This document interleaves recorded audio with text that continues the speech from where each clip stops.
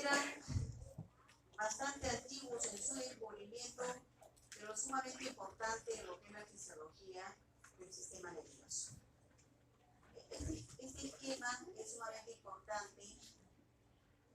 Necesito un esquema para poder hablar de la fisiología, para ubicarnos y para ubicarlos a ustedes en dónde estamos. Aparentemente este es un esquema que es bastante complejo, pero cuando uno tiene la oportunidad de tratar pacientes en una emergencia, al final todo lo que es complejo se hace simple, porque se trata de salvar la vida de los pacientes. Les hablé en la clase pasada de que había una afección frecuente que la podíamos ver cuando un paciente llegaba intoxicado por órganos fosforados.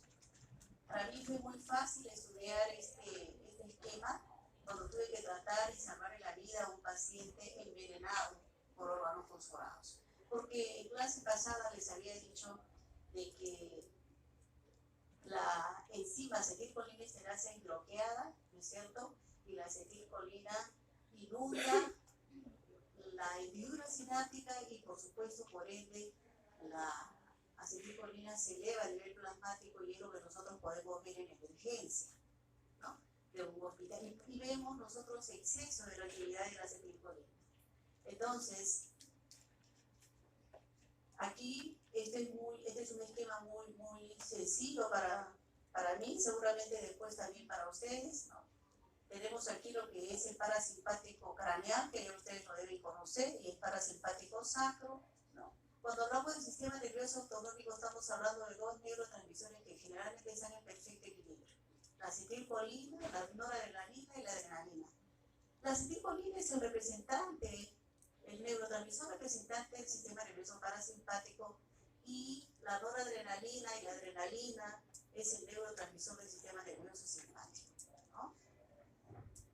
Entonces vamos a ver aquí el parasimpático craneal. Es sumamente importante el tercer par craneal. Está llegando, como ustedes ven, está llegando a la pupila. El parasimpático craneal lo que produce es la contracción de la pupila. Seguramente ya lo deben haber visto ustedes en el reflejo pupilar, porque han tenido que trabajar el reflejo pupilar cuando han hecho arco reflejo. Entonces ustedes ven que el tercer par lo que hacía era contraer la pupila. Una función sumamente importante. Este es el tercer par. En términos generales, ustedes ven que tanto el simpático como el parasimpático tienen una cadena ganglionar intermediaria. A diferencia del sistema nervioso somático, a diferencia de la motoneurona alfa, porque cuando hemos hablado de motoneurona alfa, hemos dicho que directamente llegaban al músculo. Vamos a ver un esquema después para aclarar mejor este concepto. Entonces, acá hay un ganglio autonómico y siempre en el ganglio autonómico va a haber un neurotransmisor que se llama acetilcolina, ¿no? Siempre. Esto es sumamente importante. La diferencia entre parasimpático y simpático es a nivel del órgano efector, o sea, a este nivel, ¿no? Y a este nivel es donde la diferencia está en que en algunos casos hay acetilcolina y para el sistema simpático hay noradrenalina y adrenalina. Acá tenemos el séptimo par craneal, que forma parte también, ¿no? Este séptimo par craneal, ustedes están viendo que se está yendo a las glándulas, ¿no?, salivales. Acá tenemos también el noveno par craneal, que específicamente se va a dar a la parótida, y el décimo par craneal, que se está dirigiendo a diferentes órganos. Estamos hablando de corazón, estamos hablando de pulmón, de bronquio, ¿no? Imagínense el famoso vago, que ustedes deben conocer. Este parasimpático sacro es interesante porque desde estos niveles, los niveles sacros, ¿no?, los segmentos medulares S2, S3, S4, se va hacia la parte terminal del aparato digestivo. Cuando un paciente viene con intoxicación por órganos fosforados, uno lo recibe en emergencia, la mayor parte de veces con exceso de acetilcolina, y está con pérdida de conocimiento. ¿Por qué con pérdida de conocimiento? ¿Por qué el paciente? ¿Cuál es la fisiología de la muerte en ese paciente? Tenemos que hablar de fisiología. Porque abunda la acetilcolina. ¿Cuál es el efecto de la acetilcolina a nivel de los diferentes órganos, ¿no? Por ejemplo, si nosotros vemos al paciente que está llegando postrado, vamos a ver que le abrimos el ojo, el paciente llega inconsciente y en una camilla, ¿no? Nosotros le abrimos el ojo y le alumbramos con una linternita y vamos a ver que el paciente está con una situación de miosis, ¿no? O sea, hay una contracción ocular. ¿Qué más? ¿Cómo llega el paciente que tiene intoxicación por romanos morados? ¿Ok?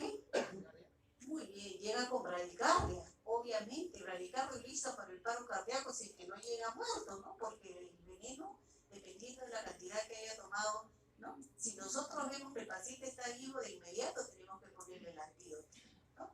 ¿Qué más? ¿Qué más tiene el paciente? Nosotros vamos y lo ocultamos, obviamente vamos a constatar bradicardia. ¿Qué otra cosa más? ¿Por qué el paciente está inconsciente? Además, ¿por qué? ¿Qué hace la acetilcolina con los bronquios? ¿Qué hace? Los contrae, efectivamente, eso se llama broncoconstricción. Entonces, imagínense, el paciente está con una broncoconstricción y además, ¿qué hace la acetilcolina con todas las glándulas? Aumenta la secreción de todas las glándulas en general. La acetilcolina aumenta la secreción de todo el aparato gastrointestinal, es más, también la motilidad y también la secreción de todas las glándulas. Por lo tanto, ese paciente llega con abundante secreción salival, salivando abundantemente, se ve la pérdida de saliva, ¿no? ¿Y qué más? ¿Qué más? ¿Qué más tiene el paciente? Le decimos a la enfermera, ¿no? Señorita, sáquele toda la ropa porque tenemos que examinar al paciente de manera completa. El paciente se está muriendo.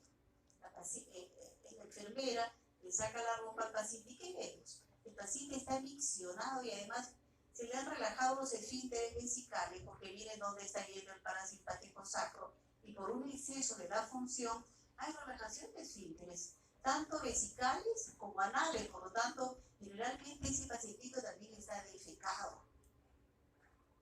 Hay algo muy notorio, entonces, relajación de esfínteres, aumento de la motilidad intestinal, abundantes secreciones por todas partes, bradicardia, broncoconstricción, además de ¿no? Le abultamos con el estetoscopio, además de broncoconstricción, hay aumento de secreciones, ese paciente no puede respirar porque encima que el bronquio está sumamente contraído, las secreciones impiden la oxigenación adecuada, porque por los bronquios tiene que ir el oxígeno.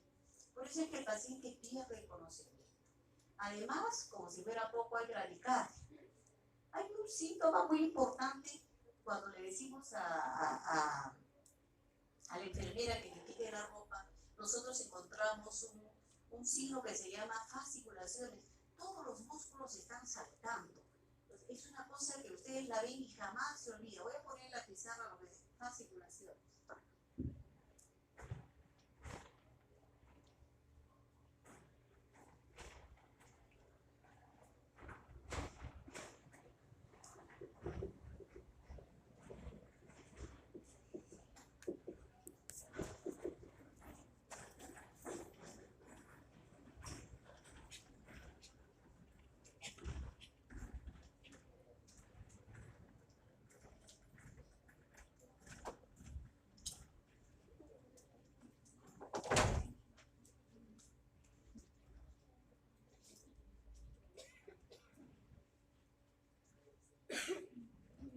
Entonces, ¿por qué las fasciculaciones? ¿Quién me dice por qué las fasciculaciones?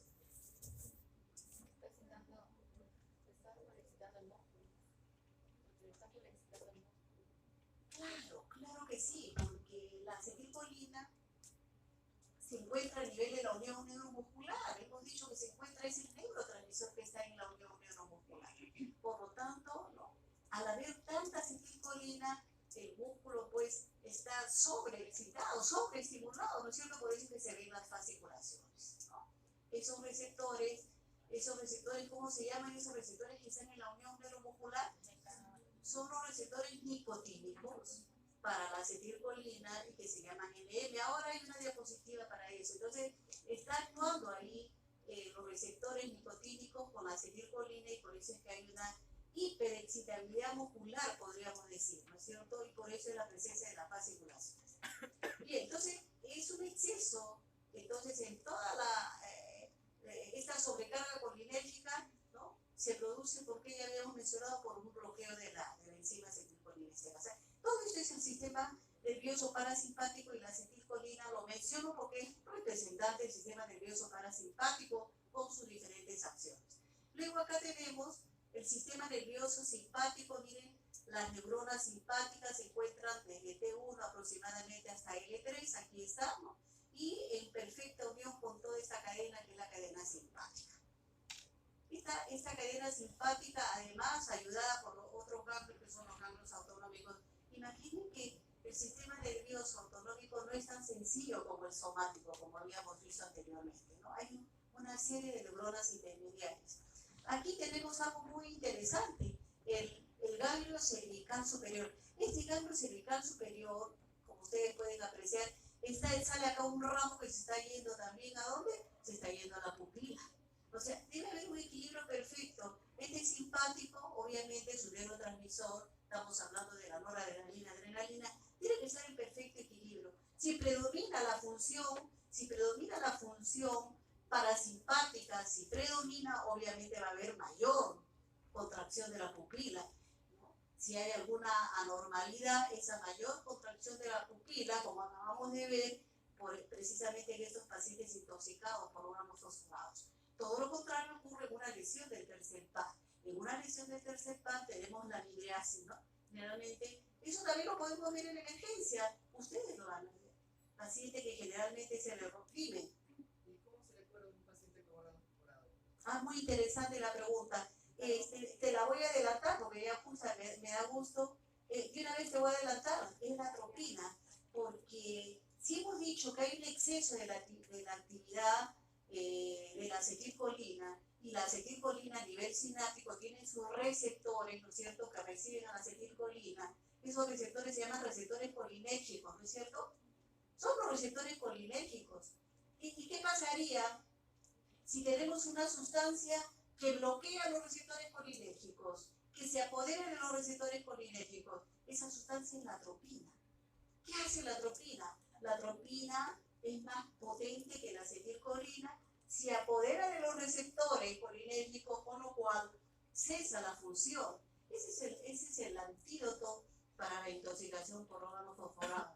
Llega el paciente a la emergencia y de inmediato nosotros hacemos el diagnóstico, presencia de fasciculaciones, con todos los síntomas que hemos mencionado, de inmediato comenzamos a aplicar atropina en grandes cantidades. Mandamos a comprar por lo menos 50 ampollas de atropina y comenzamos viendo venosa aplicar cada minuto, ¿no? Cada minuto, un miligramo cada minuto, ¿no? Hasta salvarle la vida al paciente, ¿no?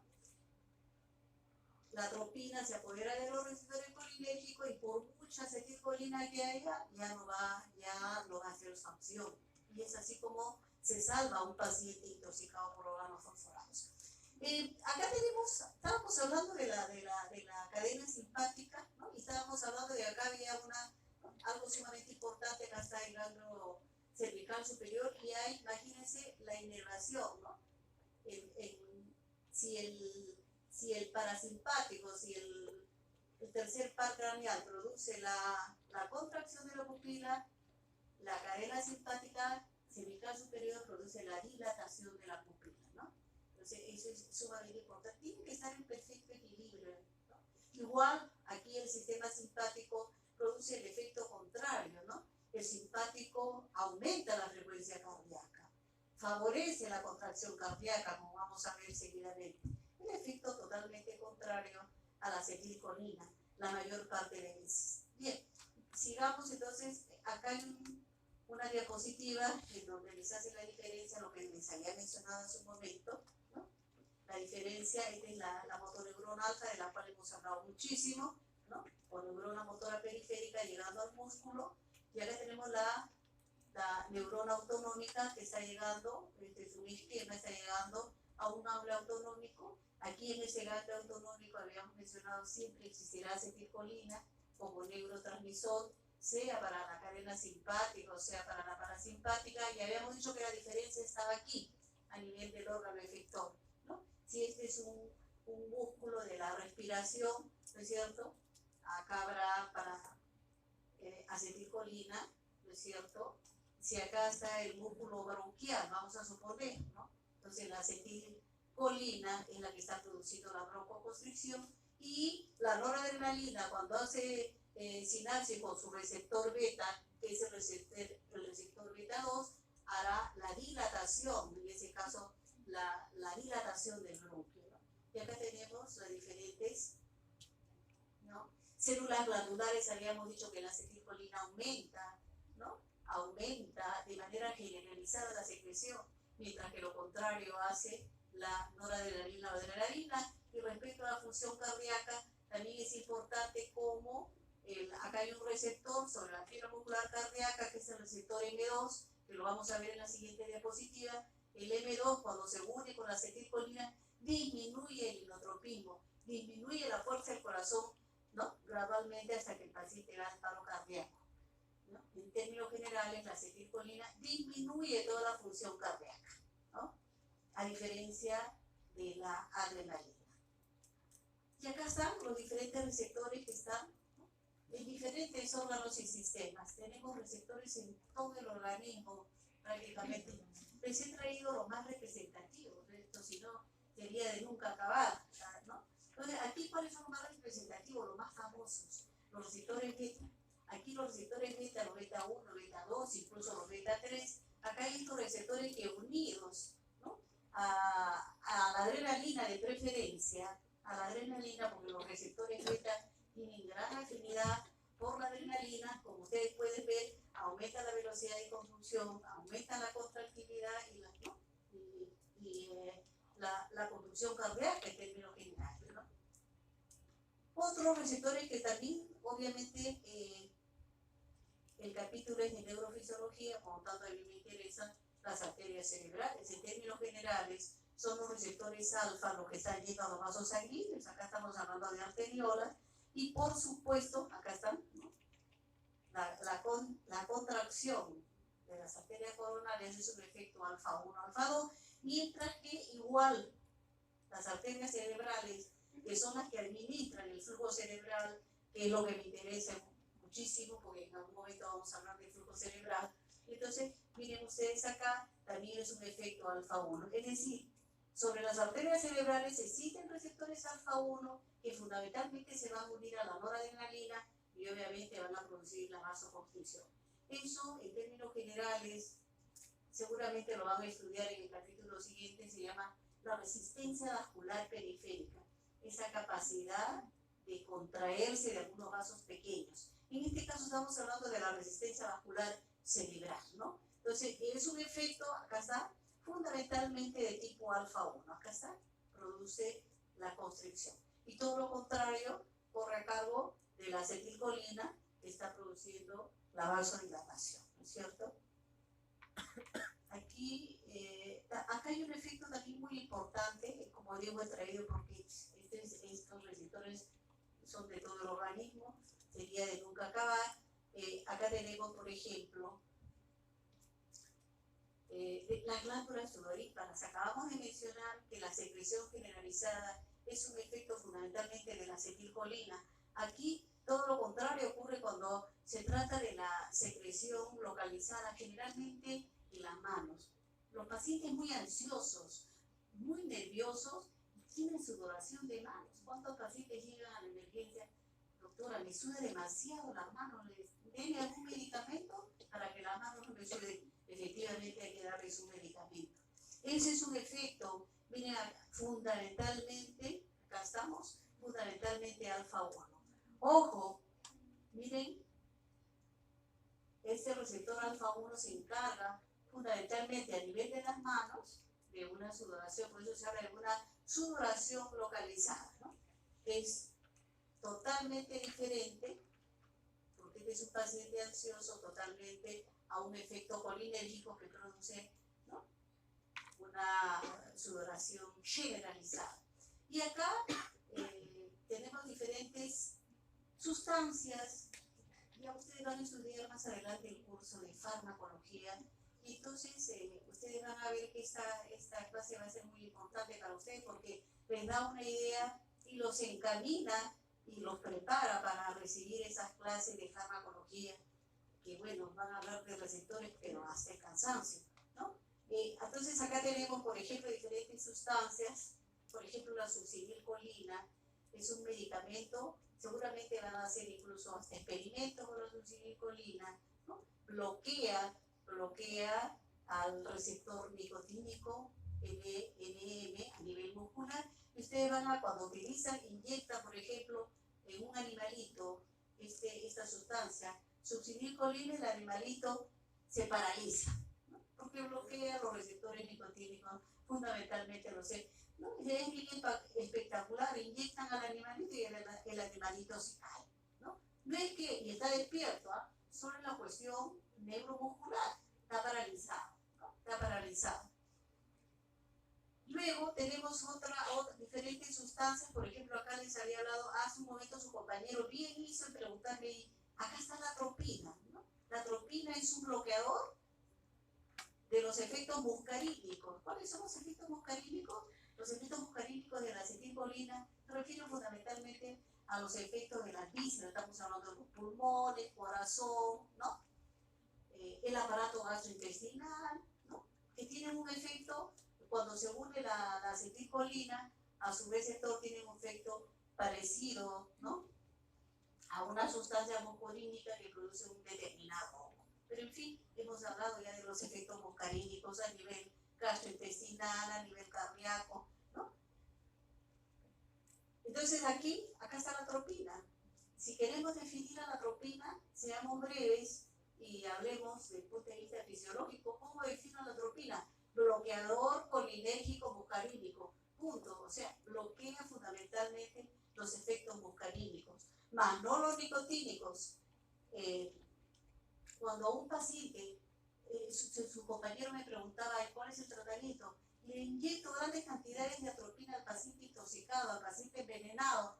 El paciente se salva y le sigo inyectando la atropina. ¿Hasta qué momento le sigo inyectando? El paciente abre los ojos, las secreciones se secan, el ritmo cardíaco mejora, desaparece la bradicardia, el paciente abre los ojos, saluda, ¿no? Y le preguntamos qué pasó, pero lo volvemos a examinar y las fasciculaciones desaparecen o no desaparecen, esa es la pregunta. Las fasciculaciones no van a desaparecer. ¿Por qué? Porque el efecto de la atropina es fundamentalmente a nivel muscarínico, no nicotínico, o sea, no va a actuar en los receptores NM nicotínicos de la unión neuromuscular, ¿no? Entonces, pero no importa que siga con el movimiento, pasará un día o 2 días y esos movimientos desaparecen porque el efecto de la acetilcolina va a desaparecer.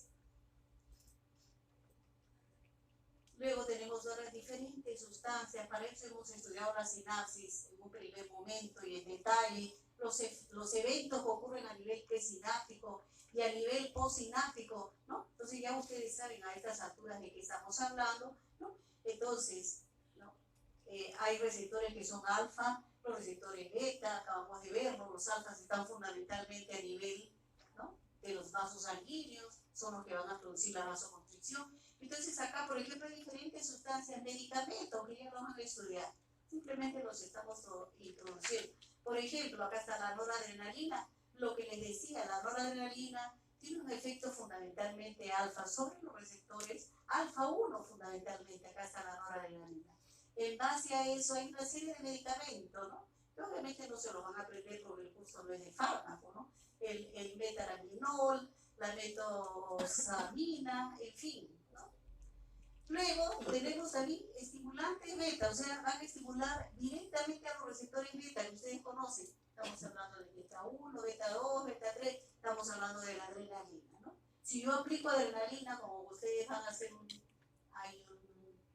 hay una práctica incluso, ¿no? Para aplicar estos medicamentos, lo van a aplicar y ustedes van a ver que cuando aplican adrenalina aumenta la frecuencia cardíaca, porque la adrenalina, ¿no? La adrenalina sobre la fibra muscular cardíaca va a aumentar esa actividad, ¿no?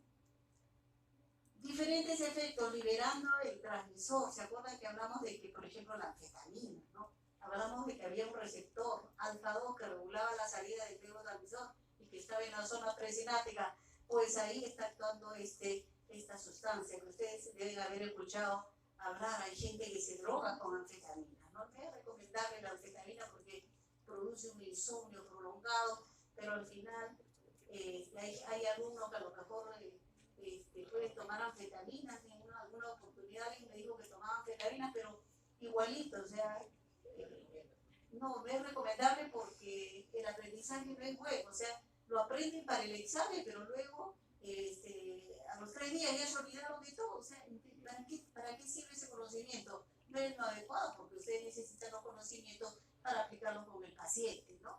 Entonces no es recomendable, el sueño tiene que ser el adecuado para que la persona rinda adecuadamente. Luego, acá también hay otros medicamentos que actúan, por ejemplo, inhibiendo las enzimas, inhibiendo a la monoaminoxidasa. La monoaminoxidasa se encuentra en el área presináptica, es un neurotransmisor que metaboliza a la adrenalina, que metaboliza a la noradrenalina, ¿no? Entonces, ¿qué hace? Si inhiben de alguna manera, hay un efecto pequeño. Yo le dije en la clase pasada que el mejor medicamento está inhibiendo la recaptación, acá está justo, impidiendo la recaptación. Es un excelente medicamento, es la amitriptilina para la depresión, ¿no? Y acá también hay otra enzima que es la inhibidora de la catecolordometiltransferasa, inhibiendo enzimas. En realidad, para tratar la depresión hay medicamentos. Yo no sé por qué las empresas farmacéuticas siguen produciendo estos medicamentos para tratar la depresión. Son malos, no se usan ya porque tienen poco efecto, ¿no? ¿Por qué? Porque estas enzimas tienen un poco efecto. Habíamos comentado que el mejor efecto es este medicamento porque se impide la recaptación, ¿no? En este caso, la amitriptilina impide la recaptación de la serotonina, con lo cual la serotonina está en mayor cantidad, en mayor proporción a nivel de la hendidura postsináptica y obviamente a nivel del plasma, ¿no? Seguimos con una serie de medicamentos. Esto simplemente se los muestro para que vean ustedes cómo la industria farmacéutica ha utilizado todo eso que nosotros hemos estudiado, ¿no? Para producir una serie de medicamentos, ¿no? Que van a favor o en contra. Obviamente los medicamentos se usan cuando se necesita, porque todos los medicamentos tienen efectos colaterales, ¿no? Y así bloqueadores, bloqueadores de los receptores alfa, bloqueadores de los receptores beta. Aquí tenemos un medicamento muy conocido, por eso se lo menciono. Lo van a escuchar muchas veces, el propanolol. El propanolol es un medicamento beta bloqueador. Acá está, bloqueador de los efectos beta. El propanolol se está utilizando para disminuir la frecuencia cardíaca y para bajar la presión arterial, por ese efecto negativo que tiene en el músculo cardíaco. Pero ojo, hay que tener cuidado con usar el propanolol, porque el propanolol, al bloquear los efectos beta, recuerden que a nivel del músculo bronquial, el músculo bronquial depende del efecto beta, ¿no? Para que esté equilibrado perfectamente. Si ustedes bloquean el efecto beta, a nivel del músculo bronquial van a producir una broncoconstricción, y en un paciente asmático ustedes no pueden emplear un beta bloqueador, porque le van a producir una crisis asmática. Para eso es que uno estudia, ¿no? el mecanismo de acción de estos medicamentos. Pero hay que hacer una buena historia, pero hay que utilizarlo con mucho cuidado, ¿no? La cantidad de medicamentos, interfiriendo la síntesis, para bajar la presión también, por ejemplo, acá, ¿no? La alfa-metildopa es un medicamento que por mucho tiempo se utilizó para bajar la presión, interfiere con la síntesis de la noradrenalina, de la adrenalina, y de alguna manera baja la presión, modificando el almacenamiento. Estos son medicamentos antihipertensivos, la rezepina también, imagínense, y bloqueando la liberación, o sea, impiden la salida del neurotransmisor, con lo cual disminuyen, ¿no? Disminuyen la presión arterial porque impiden la salida de la noradrenalina o adrenalina, ¿no? Esos están actuando a nivel de receptor alfa-2 a nivel presináptico, ¿no? Entonces, es la forma como se utilizan en farmacología estas diferentes sinapsis y receptores, y se les bloquea o se les activa, más bien se potencia su acción, en fin, una serie de medicamentos. Esta es prácticamente Es una nomenclatura, hoy en día ya nosotros no hablamos directamente receptor para la acetilcolina, simplemente decimos M1 y ya ustedes saben que M1 es el muscarínico 1, que es el receptor para la acetilcolina. Entonces, por ejemplo, el alfa 1, ¿no? El alfa 2, el beta 1, en fin, se descubren cada vez nuevos receptores. Recuerden que les he mencionado en clase anterior que los receptores nacen, si ustedes siguen utilizando la función, se pueden multiplicar, pero si ustedes no utilizan tal función, los receptores pueden desaparecer, ¿no es cierto? Entonces, miren acá, hay medicamentos que incrementan estos receptores, ¿no? Lo que les había dicho, el NM, el receptor nicotínico, se encuentra en la placa motora. También hay receptores nicotínicos en los ganglios vegetativos que les había mencionado. En el sistema nervioso central, obviamente, se encuentran todos los receptores, ¿no? Prácticamente, los muscarínicos sobre todo, ¿no? Aquí M2 se encuentra en el corazón, la fibra muscular cardíaca, les había mencionado que era famoso. M3 en el músculo liso, ¿no? Tanto en el músculo liso de los vasos sanguíneos como en el músculo liso de otras estructuras, ¿no? Y el M4 es uno de los más famositos porque, ¿por qué? Porque se encuentran los conductos deferentes y el útero, ¿no? Que tienen que ver con la función sexual, la acetilcolina tiene que ver con la función sexual y también con la contracción uterina, ¿no? La mayoría entonces los encontramos a los muscarínicos, también los encontramos en el sistema nervioso central, ¿no? Vamos a ver ahora algunas cosas sobre el hipotálamo. ¿Por qué el hipotálamo? El hipotálamo es el centro, sumamente importante, el centro de comando. El sistema nervioso autonómico depende del hipotálamo. Depende del hipotálamo. Acá se encuentra el centro de mando. Y ya hemos hablado de que el sistema nervioso simpático y el parasimpático son los efectores fundamentalmente, ¿no? Pero acá está el centro de comando.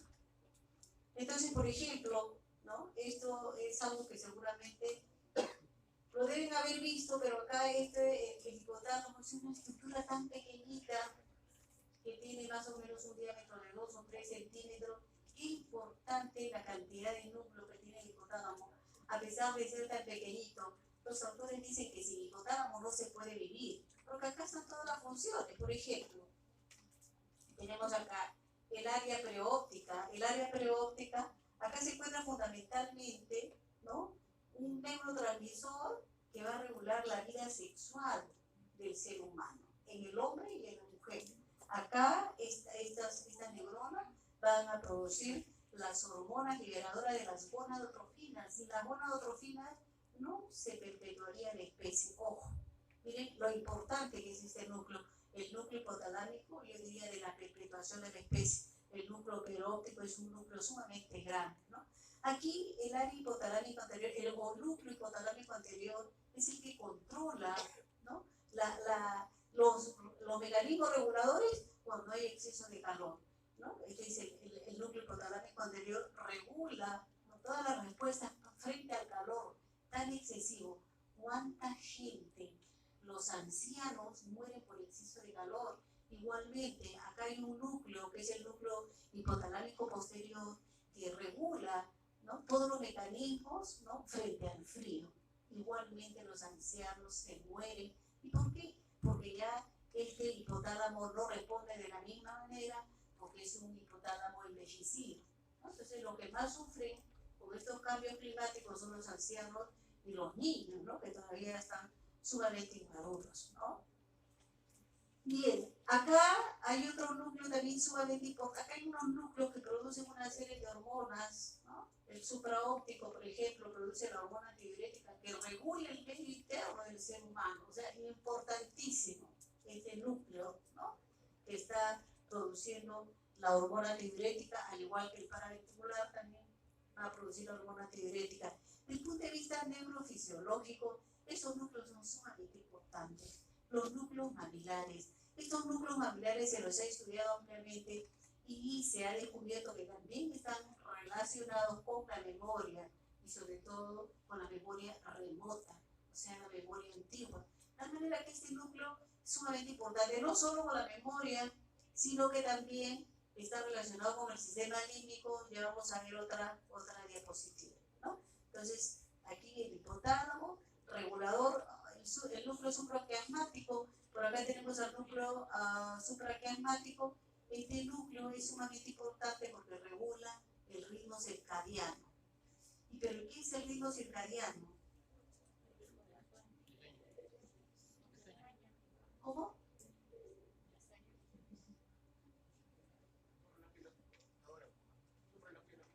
El reloj biológico, bien definido, ¿no? Este núcleo es el que regula el ritmo circadiano.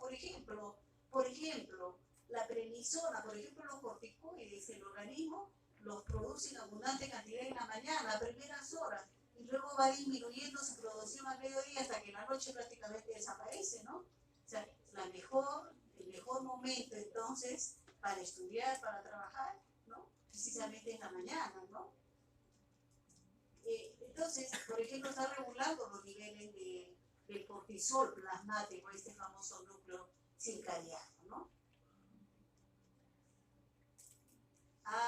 Eso lo traigo porque ya eso no se puede hacer ahora. Son experimentos que se hicieron hace más de 50 años y que en su momento me imagino que tuvieron alguna importancia porque se descubrió, estos son gatitos, animalitos a los cuales se les hacía estas operaciones.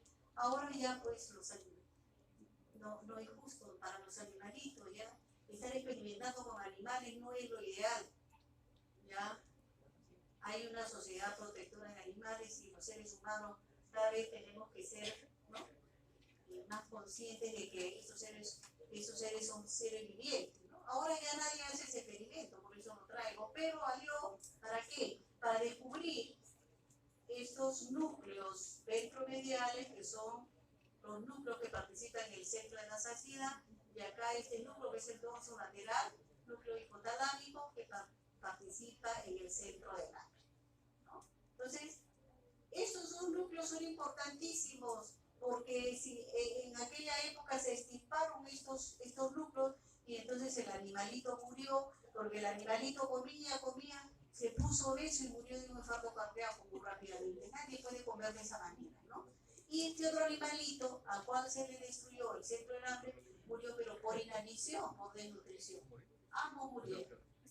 Entonces, esos experimentos ya no se hacen, ¿no? Tiene que haber un equilibrio perfecto. Ojo, estos dos núcleos forman parte del centro glucostático, o sea, son parte del centro que regula los niveles de glucosa en todo ser humano. Y acá está los mecanismos, lo que habíamos mencionado, pero claro, acá está, ¿no? Donde se encuentra, ¿no?, la regulación de la temperatura, el centro del AC, al lado del centro del hambre, ¿no?, a nivel hipotalámico también se encuentra el centro del AC, ¿no? La conducta sexual, por supuesto, hemos hablado de que hay un circuito que se llama el circuito de papel, que se llama mamilo hipocampo talámico. Ese circuito de papel tiene que ver con la conducta sexual. Ya lo veremos, en un rato veremos cómo es el asunto de la conducta sexual. Y acá también, ¿no?, obviamente, el sistema límbico tiene que ver también con la conducta sexual. Estamos hablando del hipotálamo, estamos hablando de los tubérculos mamilares y ya habíamos hablado de los ritmos circadianos. Vamos a pasar a la actividad eléctrica cortical. ¿Algunas preguntas aquí? ¿Alguna pregunta? Creo que está claro, no hay mayor complejidad en esto. Es importante, les traigo esta lámina porque aquí está lo más importante que ustedes también hemos estudiado desde que se ha iniciado el capítulo. Estamos hablando de las neuronas piramidales grandes.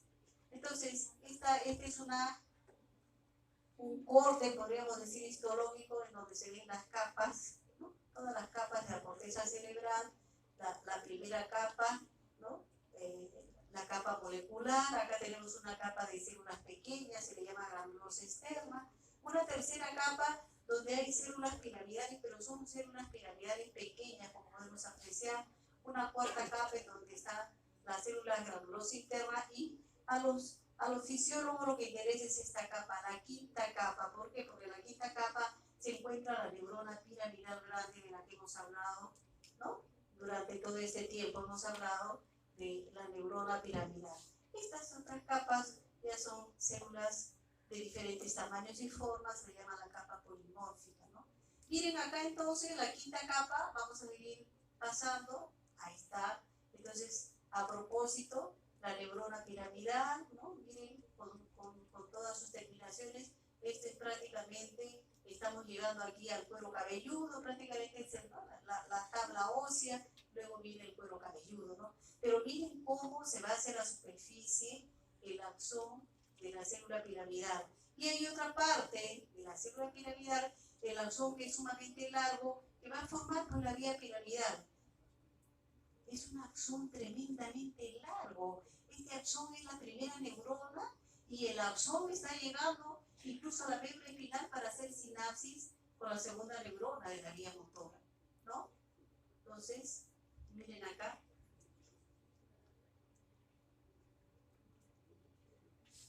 Esto es importante de la fisiología.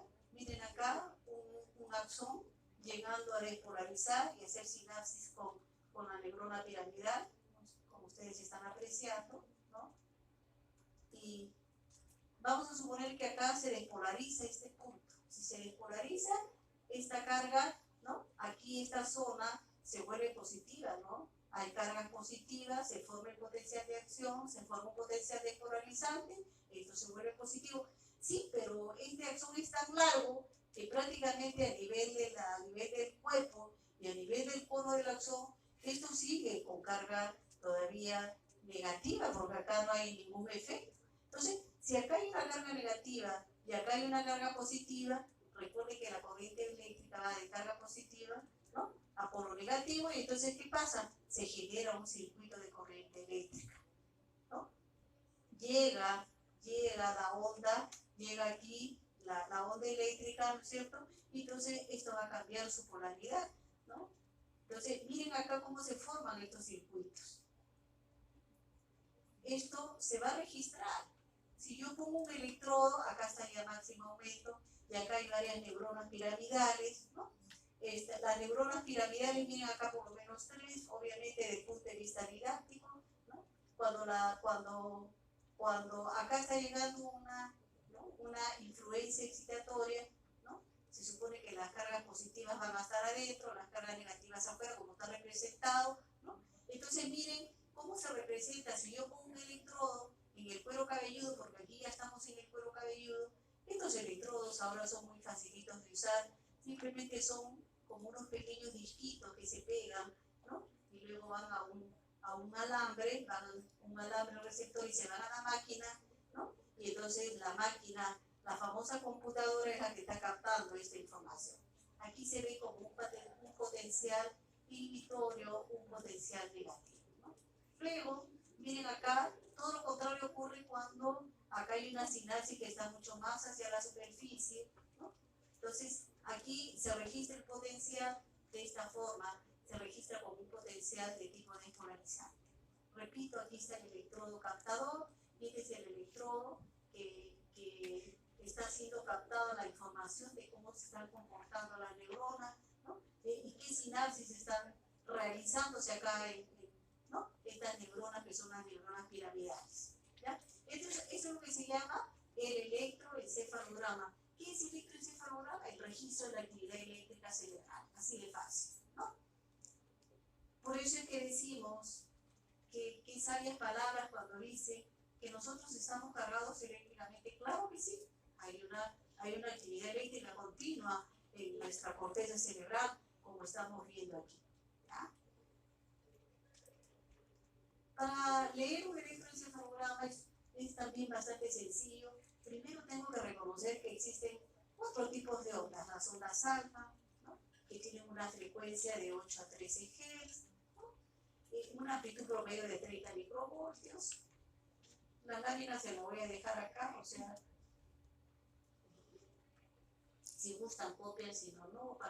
Cada uno tiene su método de aprendizaje. Hay gente que a pesar que uno les ofrece las diapositivas, pero les gusta copiar porque es una forma, copiando también graban. Cada uno tiene su método de aprendizaje, o sea, el que quiere lo copia. Igual voy a dejar las láminas aquí. Entonces, estas son las ondas alfa, la frecuencia, las ondas beta son mucho más pequeñitas, tienen una frecuencia mayor de 14 Hz. Ahora lo vamos a ver, porque si no esto va a ser chido. Lo vamos a ver en unas láminas. ¿Ya? Las ondas teta, a propósito las he puesto de dos colores porque teta y delta son ondas que son sumamente lentas, son de 4 a 7 Hz. Y la onda delta es mucho más lenta, menos de 3.5 Hz. Sí, son lentas, pero tienen una gran amplitud, porque tienen una amplitud promedio en tamaño de aproximadamente unos 100 microvoltios, como lo vamos a ver ahora, ¿no? Entonces, ¿qué hicieron? ¿Qué hicieron los fisiólogos? ¿Qué hicieron los neurofisiólogos? Dijeron, yo puedo captar la actividad eléctrica en cualquier parte en que yo pegue un electrodo. Por ejemplo, si yo pego un electrodo acá sobre el ojo derecho, este es el lóbulo frontal. Yo voy a registrar el lóbulo frontal derecho y con un simple electrodo pequeñito, que no tiene más de 0.5 centímetros de diámetro, lo pego acá y automáticamente registra en la pantalla, porque ahora todos son computadoras sofisticadas. ¿Okay? Entonces, ¿qué hicieron los neurofisiólogos? Dijeron, vamos a nivel mundial, así como el grupo sanguíneo, ¿no? A nivel mundial, los hematólogos se pusieron de acuerdo y dijeron, el color para el grupo A, que sea de color azul, ¿no? Las aglutininas, ¿no? Anti-A serán azul, las anti-B serán amarillas, ¿no? Y el anti-D va a ser incoloro. A nivel mundial, o sea, cuando ustedes vayan a Rusia o a Inglaterra, igualito se toma el grupo sanguíneo. ¿Qué hicieron? Igual, esto es a nivel mundial. Dijeron, vamos a registrar diferentes puntos para ver el lóbulo frontal, para ver el lóbulo parietal y el lóbulo occipital.